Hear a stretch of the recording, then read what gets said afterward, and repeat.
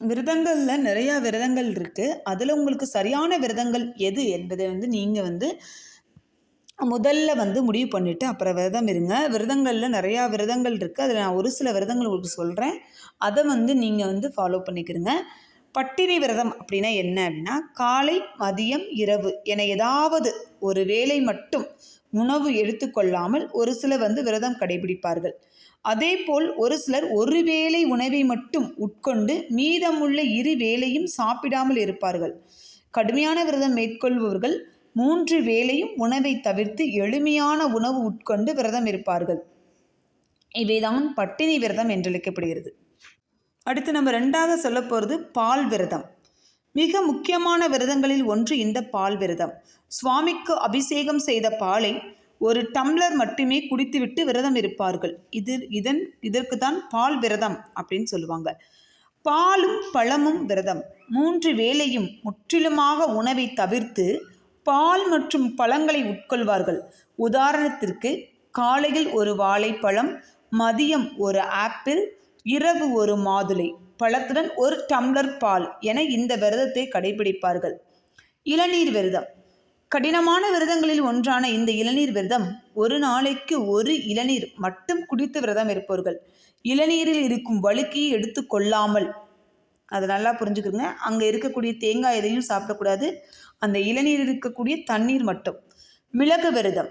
விரத முறைகளில் மிகவும் கடுமையான விரதமாக கருதப்படுவது இந்த மிளகு விரதம்.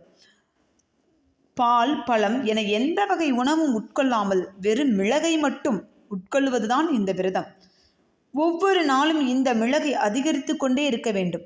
முதல் நாளில் ஒரு மிளகு, 2-3 நாட்களில் இந்த மாதிரி ஒவ்வொரு நாளும் 2வது நாள் 2 மிளகு, 3வது நாள் 3 மிளகு, இந்த மாதிரி சஷ்டி விரதத்துக்கு நம்ம எடுப்போம் இல்லையா, 7வது நாளில் 7 மிளகை உட்கொண்டு விரதத்தை முடிப்பார்கள். உப்பில்லாமல் உண்பது. விரதம் கடைபிடிக்கப்படும் 7 நாட்களுமே உப்பில்லாமல் உணவுகளை எடுத்துக்கொள்வார்கள்.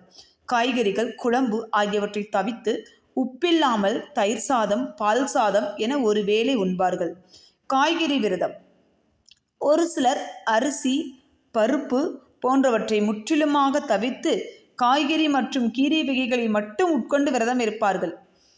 விரதத்தில் இந்த மாதிரி விரதங்கள் இருக்குது. இது நம்ம சஷ்டிக்கு இந்த விரதங்கள்லாம் நம்ம எடுத்துக்கிடுவோம். அந்த 7 நாளும் உங்களுக்கு எந்த விரதங்கள் கரெக்டாக இருக்கோ அதை நீங்கள் எடுத்துக்கோங்க. இதில் முக்கியமாக நீங்கள் கவனிக்க வேண்டியது என்ன அப்படின்னா, பலர் என்ன பண்ணுவாங்க அப்படின்னா, நாள் முழுவதும் தண்ணி குடிக்காமல் உடலை வருத்தி கொள்வாங்க. இது உங்கள் உடல் ஆரோக்கியத்துக்கு கடுமையான பக்கவிளை ஏற்படுத்தும். அதாவது நம்மளுக்கு சுவர் இருந்தால்தான் சித்திரம் வரைய முடியும்.